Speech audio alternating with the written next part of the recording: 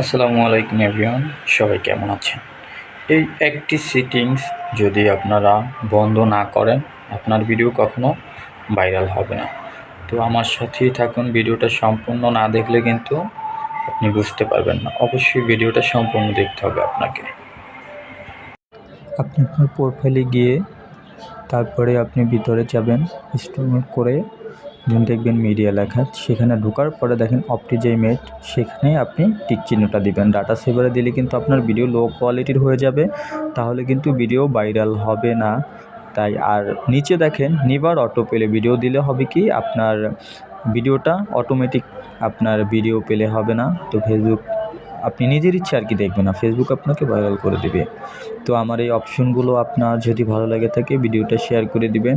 আর এভাবেই আপনার সেটিংস যদি অন করা থাকে তো আশা করি আপনার ভিডিওগুলা ভাইরাল হবে। যাদের ভিডিওতে ভিউ হয় না, ভাইরাল হয় না, তাদের জন্য শুধু এই ভিডিওটা পোস্ট করা। সবাই ভালো থাকবেন, আল্লাহ হাফেজ।